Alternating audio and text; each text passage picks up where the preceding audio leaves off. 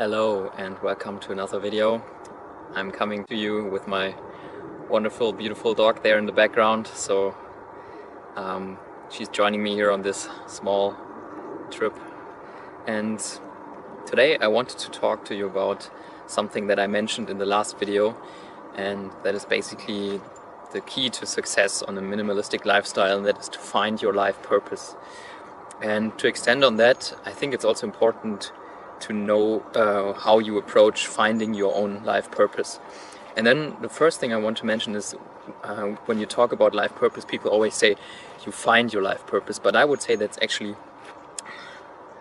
right there the first misunderstanding about the life purpose, and that is it cannot be found. It's not something that you just go out, you search for it, and it's something like an object in this world that you find. You have to understand first of all that meaning and everything you perceive as a kind of value in this world is a creation of yourself. There is nothing else in this universe that gives meaning to anything but yourself, or any human being for that matter. And we are the very mechanism by that meaning comes into life, and we create meaning by attaching it to whatever we do, or to objects or other persons.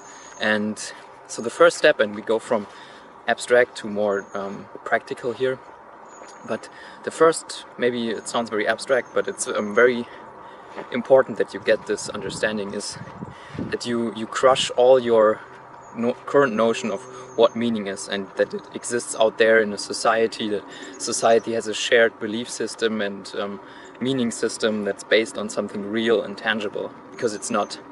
It's something that we and every one of us create in our own mind. And so I wrote down a couple of points here I want to go over, so bear with me while I take a look on those bullet points from time to time. And so yeah, this is the first understanding I wanted to mention. It doesn't exist independently outside of us. And so with the knowledge that meaning is not an inherent feature in this world, we have taken the first step to know how to approach finding our life purpose. And what life purpose is the creation of meaning around our actions. And to approach life purpose, it's important to do this whole process and go through it consciously. And really, it's a process of growing your consciousness in every aspect, every moment of your life. So you go through all of your experiences, and you may think that you're lacking meaning in your life and you lack a life purpose. Then understand that you are in the process of creating it. That it's not just something you suddenly decide on from one day to another. That's a rare exception, and then you have your life purpose from one day to another. It's usually a long process, and it's not a constant, never-changing thing. A life purpose is also something that you work on every day, that changes every day with what you are doing. And through conscious living, you will develop the sensitivity towards what could become your life purpose. And you observe what different actions feel in your own life, what they do to other people's life, and then you will slowly over time develop this sense of what gives meaning to your life. It's really a growing and continuous process. And hand in hand with that goes also the important thing not to stress about it. It's not that you have to find your life purpose today or tomorrow or maybe this year or next year even. See it as something, or see it as a long-term investment. It's not that you just want to find the next best thing to do just to occupy your time and keep you busy. You really want to have this very, very meaningful long-term strategy, this really long-term goal that you can basically adjust your life course according to. So it will never be like a quick fix, will never do it. It's not like you watch one of those motivational videos on the internet and then you go out and do some stuff and have motivation to do it for the rest of your life. So don't stress that you don't have life purpose right now. Know that it's a long-term process and it will develop. And your life purpose will also always mature. Everything you do, every day you work on it, you will have to adjust it. It will grow with you. It will develop as you as a person develops. So That's also an important point, I think, to keep in mind, because otherwise you become inflexible. If your mind becomes fixated on too much on one thing and you miss adjusting it to whatever is going on currently in your life, it will not work for you in the long term. And then the next thing to contemplate is the really deep, what it really means on a deep level, that everything is meaningless. Like to really get a sense for it, what it means that there is nothing, in the sense that there is no meaning, what this actually means. And it's an experience and a sense you can develop. And for that I recommend contemplating your death. Maybe only a few minutes every day, but really put your life in perspective. See that everything you experience, you maybe create for your own personal hedonism or for your own personal success, it's very, very transient. It will all be gone when you die. And so this can give you a deep sense of meaning if you transcend this ego-driven action and you replace it with something that inspires you way beyond your own personal existence.